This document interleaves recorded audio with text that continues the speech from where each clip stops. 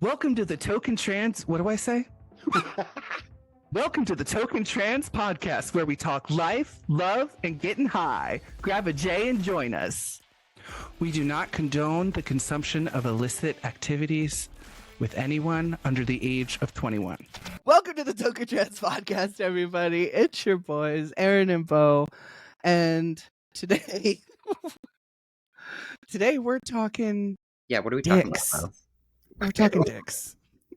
Let's make sure. Yeah, that's what we're doing today, Bo. You're absolutely correct. I'm happy to be here today. It's going to be a wonderful one. But if you are family, if you are someone who hangs out with us often, if you are someone that we may think, I don't really want them knowing a lot about like my experience with my genitals or my dick or anything like that, this will be a wonderful time to leave and hit the exit. But for those of you that are trans and like want to know more about this and what this looks like, Bo's here to tell you all about it. I'm just kidding. Oh my I'm just God. kidding. I'm kidding. We're both doing it. We're both talking about it. I definitely want. I don't know. I just wanted to open the space to like for us to be able to explain what that's like for us and just be like we're being open and vulnerable. So like keep that in mind. And yeah, it's definitely not easy to do this stuff for real. This is the kind of thing that most people would be like, I don't know if we should do that one, but I think needs to be done. Yeah, and you know, like,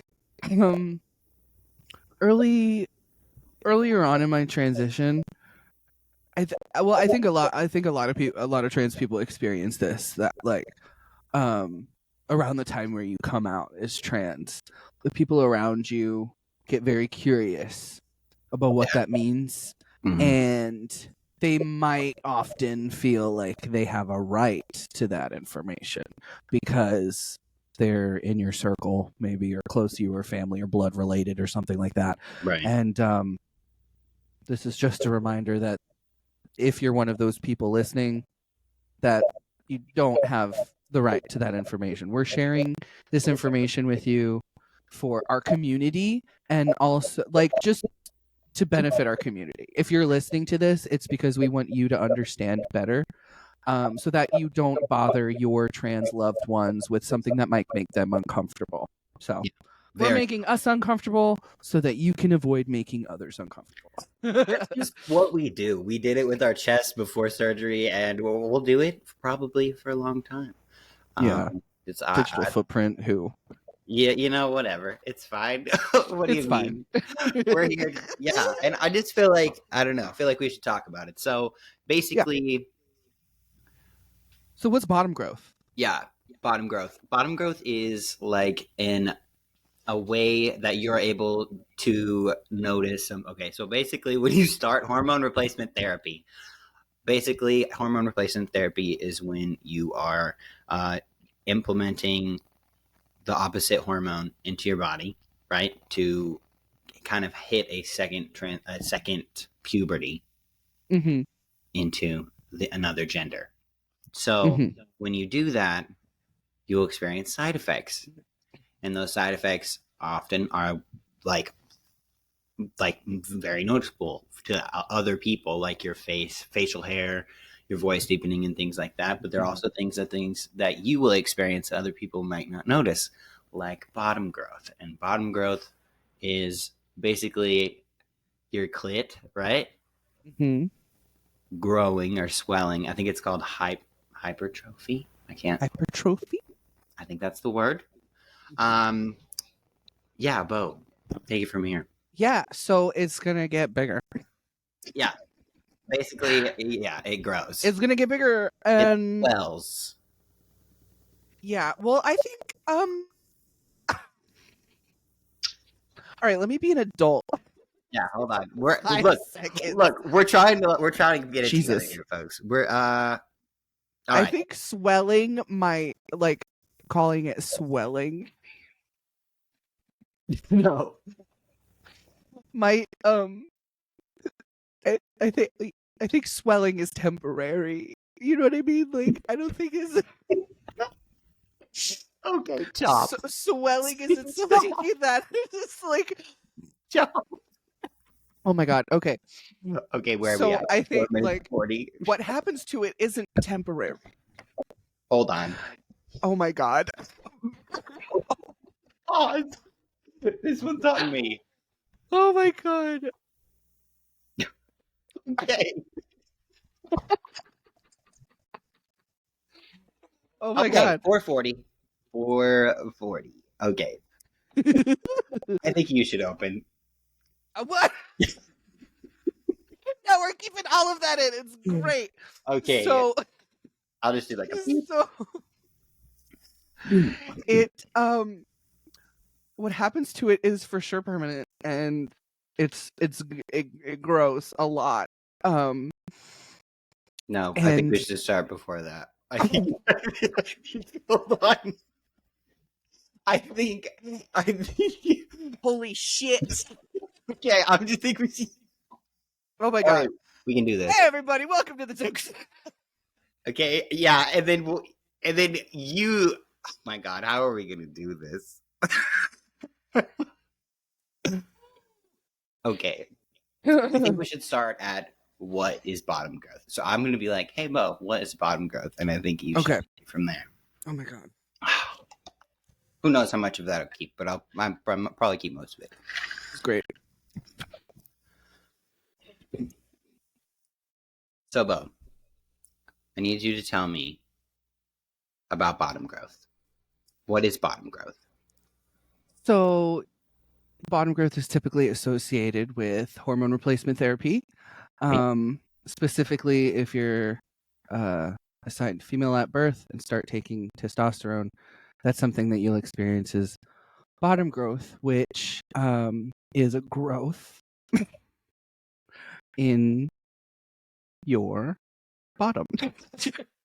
Not your bottom, Your, but your clitoris is going to grow basically, if you take yeah. testosterone.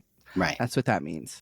Yeah. And it's something that most people experience early on in their HRT journey. Mm-hmm. And that's what we're talking about today, baby. Yeah, I mean that's what bottom growth is. I also experienced it very early on, like it was pretty within the first couple of weeks. It was I noticed like my boxers were feeling like before I liked my boxers to be like tight against me, but like boxer briefs. But it was like even with that space that's usually there, it was anytime my boxers would bump into myself, it would be like cringy, like someone I don't even know how to explain it, just like pins and needles, and you're like, oh no, like get it off. Yeah. Same. Very quickly, and it hurts. Yeah. It hurts a lot, and I was, oh man, like I remember being at work, and I had to I worked on I was a framer. I was working on, the framing table is kind of like hip height, so that you can like work on things properly or whatever. And so oftentimes, you've been standing all day, you lean on the table, and it's like right up against your pelvis. So I couldn't even lean because I would lean like with my pelvis on the table, and god damn, that it's shit just like hurted. It's just like an overwhelming sensitivity, super sensitive feeling. Yeah. It doesn't feel good. It's not like a good kind of sensitive.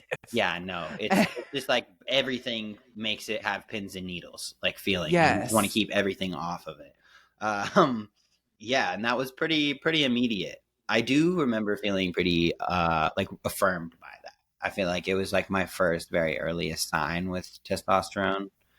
So I remember thinking like, that's dope.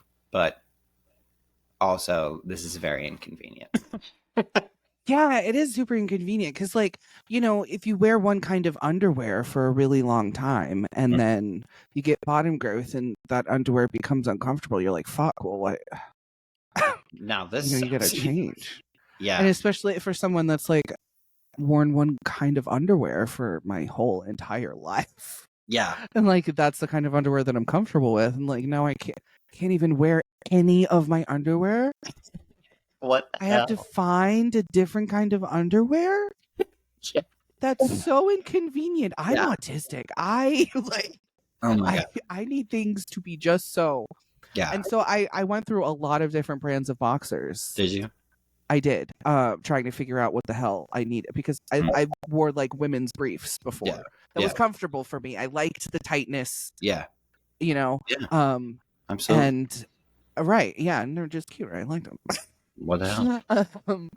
So I was trying out a bunch of different boxers because I realized that I needed something looser around that area. Yeah. And it, you know, I went through like the like cotton boxer briefs, still too tight. This is also around the time where I found out that I had a fat kitty cat because there was I understand that there's like this bulge, you know, for boxers to leave room for external genitalia, but Yeah. my kitty cat is filling out the whole thing. I don't need to pack because I'm good. I'm good. you know. Yeah. So yeah, and also I have to know what like kind of draws you settled on. the like athletic material Mhm. Adidas boxer briefs. Okay. Yeah, I just had to know. Yeah, the like, you know, the like, you know what I mean? Athletic material. It's like, Yeah. I don't know, wicking or something. It's Yeah, like not moisture cotton. wicking. It's like polyester. Yeah. Yeah. Yeah, that was the best for me because it was like super lightweight. It's like way lighter than cotton, and it didn't like the fabric didn't like waft up against me at all. It just kind of like stayed still. So that was really nice. But also I I made the horrible mistake of thinking so like with my anatomy, my clitoris is completely covered by my labia majora, and I don't have like nothing is exposed. Right. My labia majora covers my labia minorta and my clitoris completely, so Right. it's not exposed at all. And during this time, while I was experiencing bottom growth and the extreme discomfort, my like pubes were bothering me, Right. and I see. I thought that if I shaved, it would feel much better. And so the first day, yeah, I was right. I used like jojoba oil and everything, and the smoothness felt so nice. However, then I had to wake up and go to work, and the new growth I might as well have just been rubbing sandpaper on my dick all day. Oh my gosh. Oh. It was horrible. I used oil at nothing. Yeah. Baby powder, nothing. Like Yeah. nothing worked. All I had to do was wait for it to grow in. So fucking pro tip. Don't shave.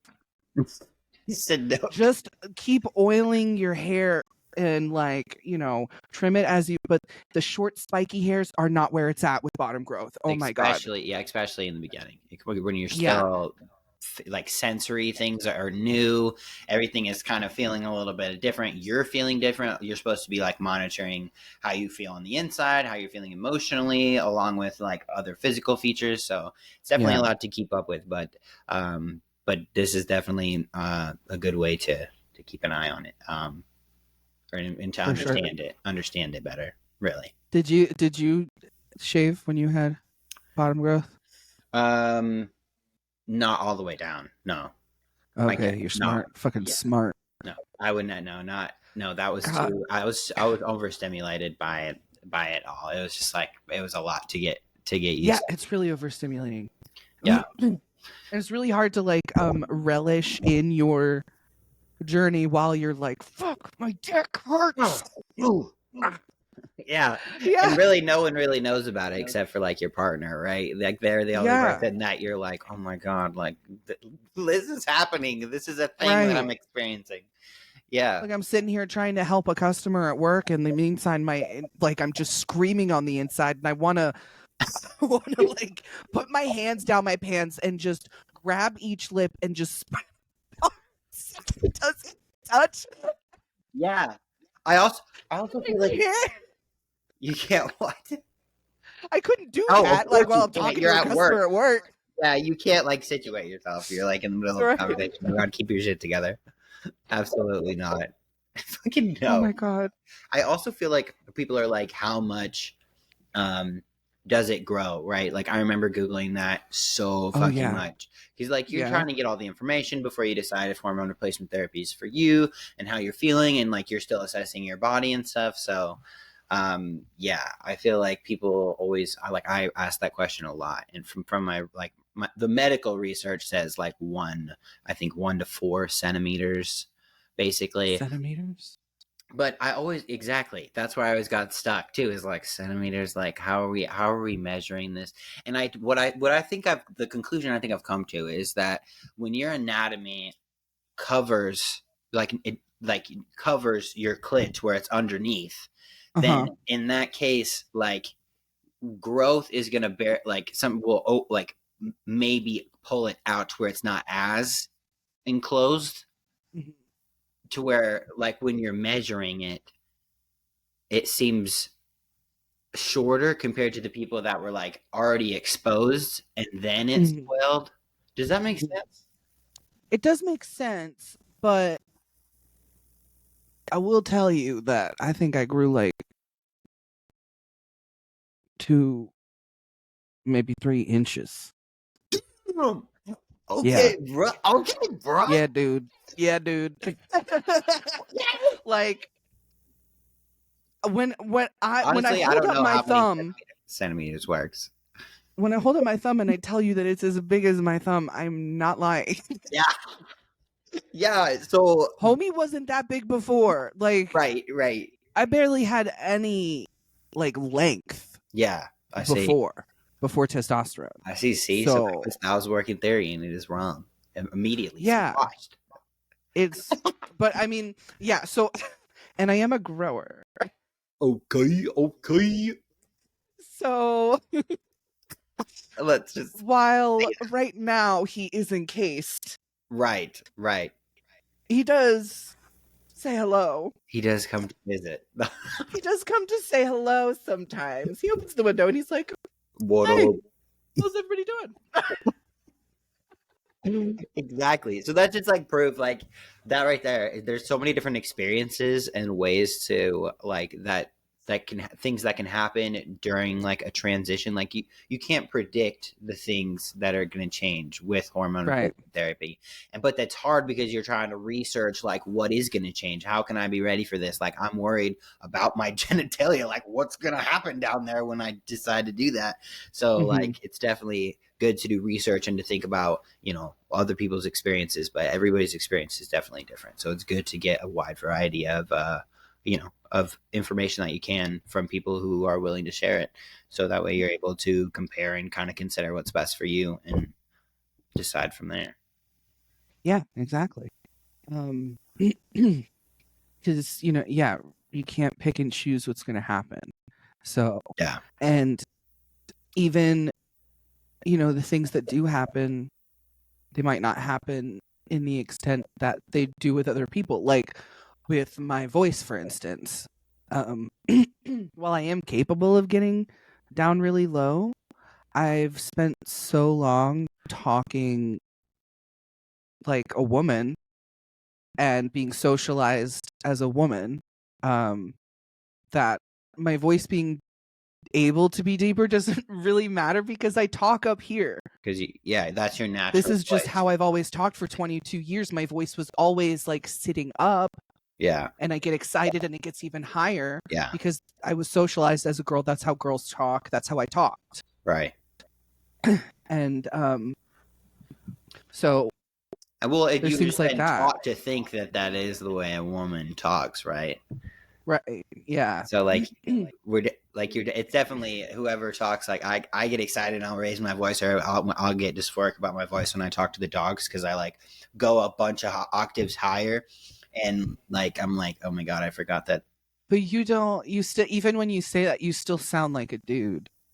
Well, like if I just hit a recording of you saying that when you think that your voice is like when I'm you talking dysphoric. to the dogs.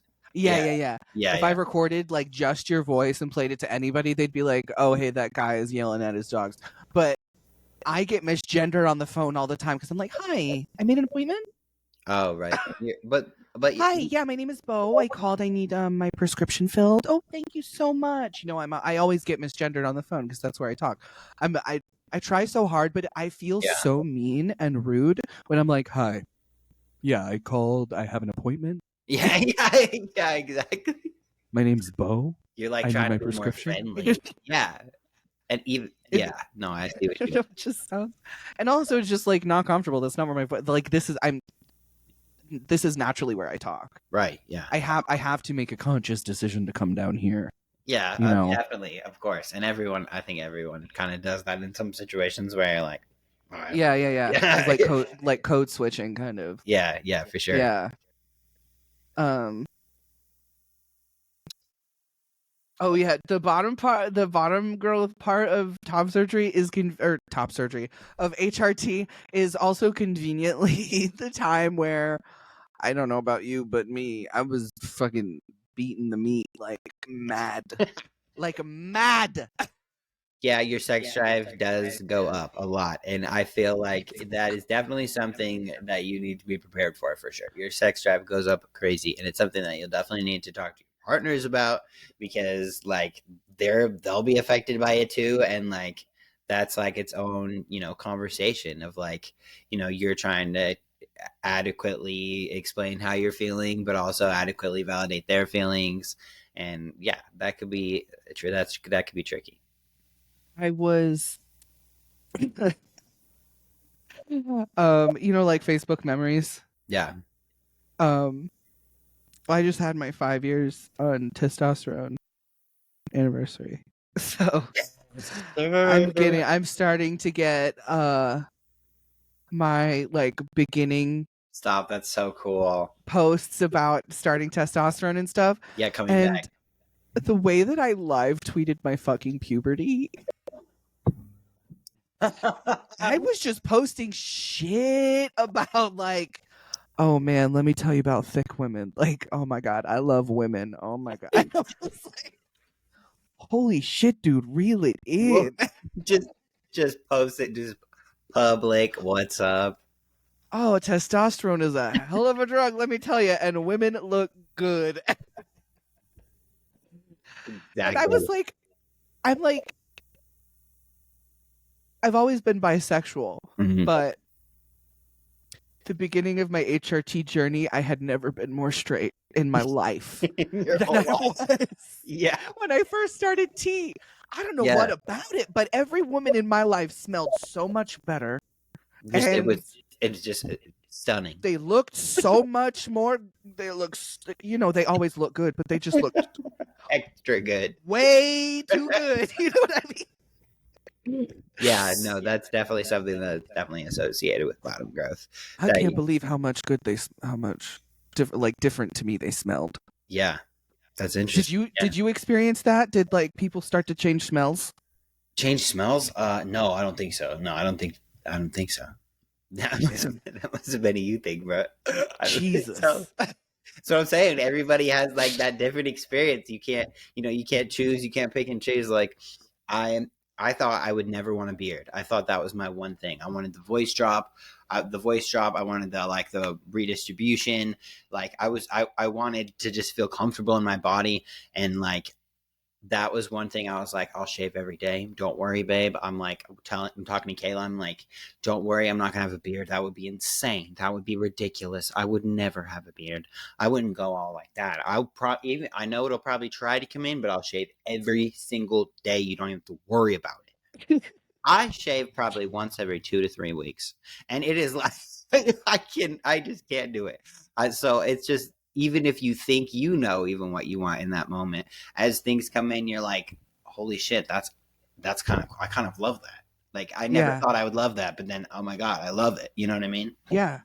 Like bottom growth was probably one of the things I was least excited about. Mm-hmm. Right. Cause you don't experience bottom dysphoria, right? Right. And also, the ass hair, the body hair in general wasn't like I was, Yeah. whatever. I wanted the beard for sure, but and especially when the bottom growth was happening, it was like, fuck, like this isn't even what I want. Why is it the first thing that's happening? Right. Yeah. I wanted the other things. That and the ass hair. It's like, come on, Dude, I was also but worried. that's how you know you really want it, because you wait out that fucking horrible shit Right. to see yourself on the other side.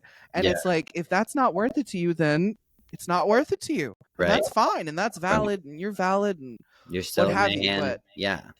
it's just another thing to like help me when I get like imposter syndrome, like, oh my god, what if I'm not really trans and I'm just pretending and I'm so mentally ill that I think that I'm trans.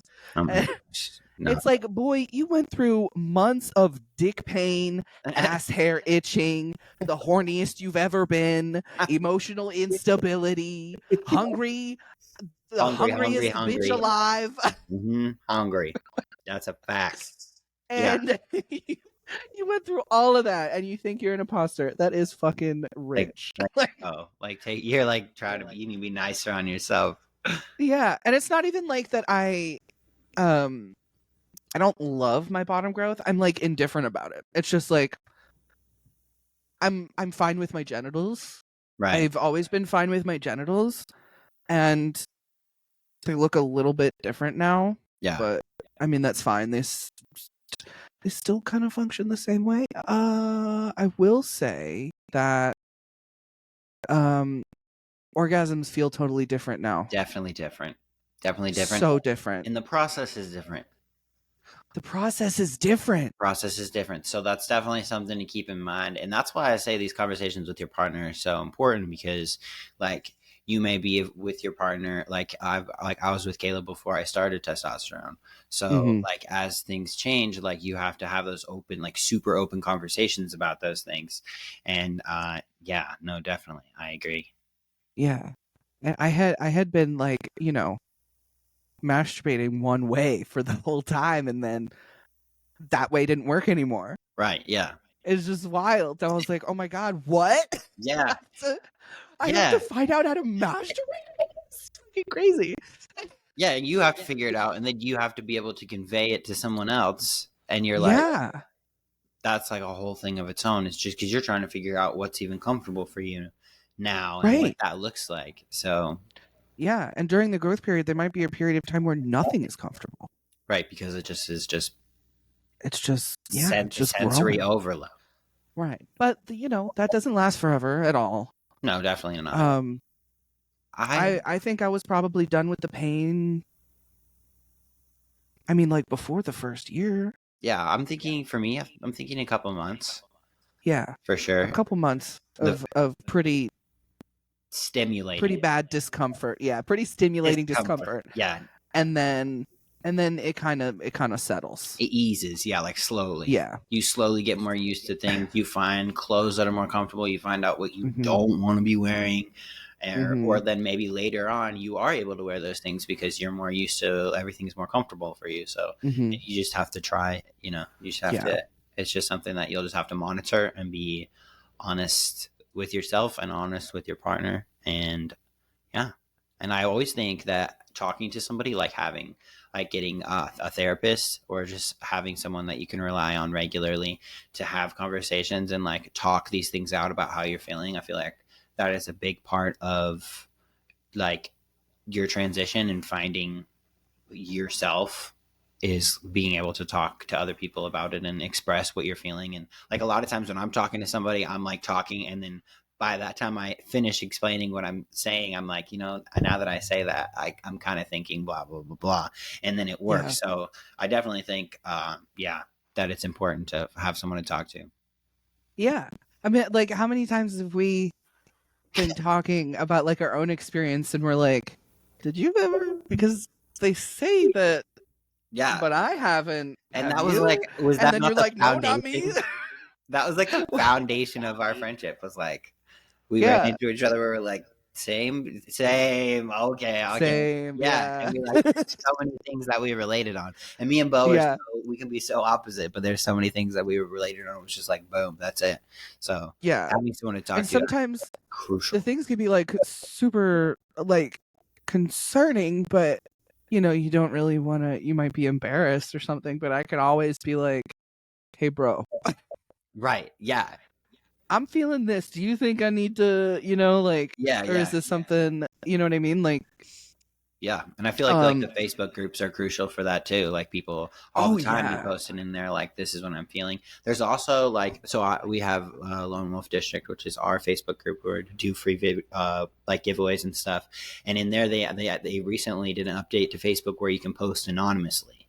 So in the group you can you can toggle anonymous, and even I as like group moderator can't see who posted it, and you're able to kind of dive into it, and like some people are open to having the conversations because one person brought it up and they're like, oh, someone else is feeling this way.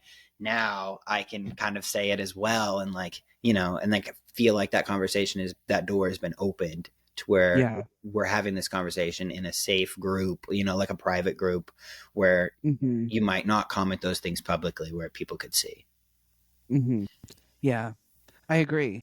The Facebook groups are super helpful, and when I was lost in the void of my transition, they for sure helped me get a better grasp of like next steps and like who to contact when I have issues and stuff like that. And it really they're really crucial, I think, to trans existence. I think the internet as a whole is kind of what we as trans people grew up on, coming out online and chat rooms online, finding people with, like minds in small towns that are unsafe. It's just a really great tool. Yeah, and I feel like it's kind of connecting like the trans community as one, and you'll notice a lot of communities as one, but you'll notice a lot of like medically people are behind, right? Like a lot of like conversations that I have here in like small town Tennessee with medical professionals around me, they are just so clueless as to what this like process looks like or how it works or anything. They're just like, oh, okay, like, all right, we'll take care of it. Like we'll take care of it kind of thing. So I feel like a lot of times they ask me for feedback, like, how have you noticed this, or what in the community, have you felt safest talking about? And like I've done some of those trans surveys locally that were kind of just asking like, do you have places to go that you feel safe and stuff like that to get medical help and stuff, but also so those things are still definitely coming out, and I feel like the internet is helping us kind of help each other, but also help medical professionals to help us learn more about this process and the process of transitioning and all that. Yeah, for sure. So, what would be the top tips for someone experiencing uncomfortable bottom growth right now? I think first off, don't wear hard pants, no jeans, none of those. Yeah. Really stiff fabrics. Restricting fabrics. Yeah. Yeah. You want it to be stretchy. Keep it loose. Yeah. Basketball, like shorts, like sweatpants are comfy. Like just take it easy on yourself the best you can. Maybe get some, and then I definitely would say the draws. Like you have to have the right draws. You have to pick, like if you need some more space in the front, get some draws with more space in the front. It doesn't matter what section they're from. It doesn't matter, it's about what you're comfortable in and what you are like, because you're the one wearing them. You're the one that's going to be seeing them more than anyone else. Like, it's for you. So I would definitely make sure to get the right draws too. Also, learn to clean it. Oh my It's God. different. Oh my God. Can't believe we you have foreskin now. I can't believe we almost just left that out. I can't believe we almost skipped past the cleaning it part. My mind, I just repressed it.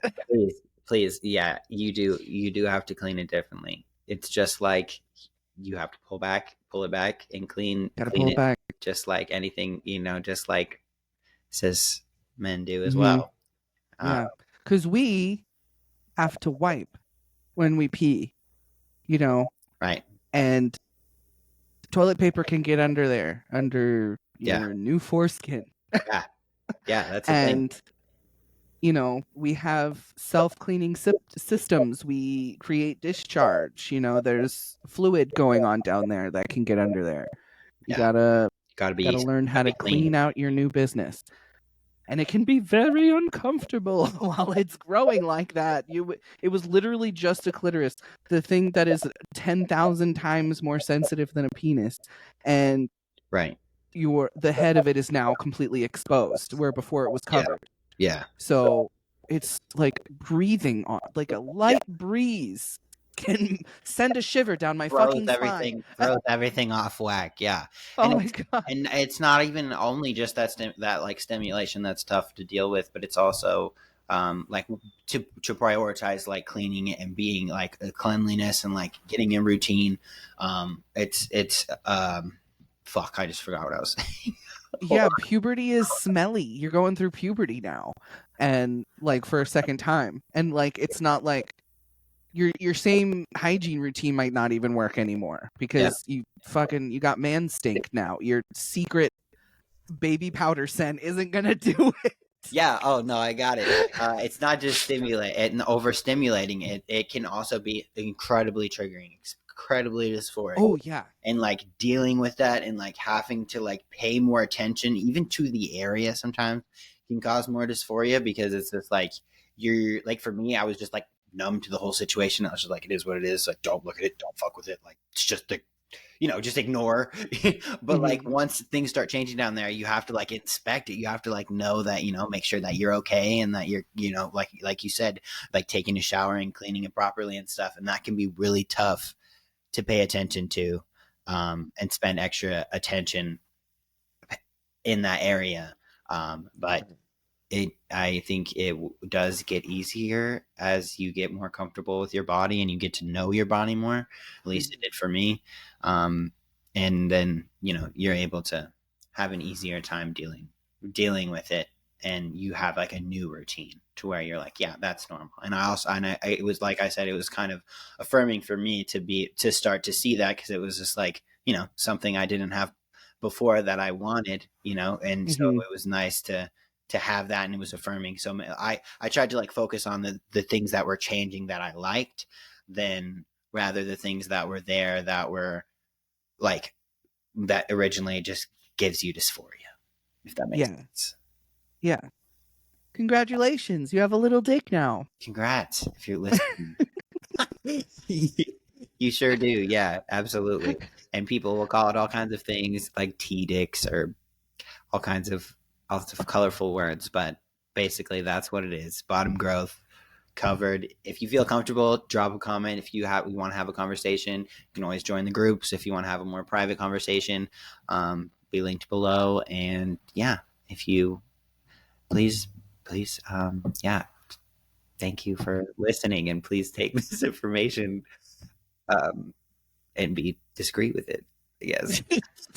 Be discreet with this information we posted on YouTube. Be respectful. Oh man. Well, is it respectful? Is that what I should have said? Is that the word? Hopefully, this doesn't bite us in our ass. Hopefully this helps. Or our dicks. Hopefully this helps. Hopefully we post this, and I hope you guys have an awesome day. Like I said, we will see you guys probably in the next episode. So thank you for coming. And Digital footprints. Bye.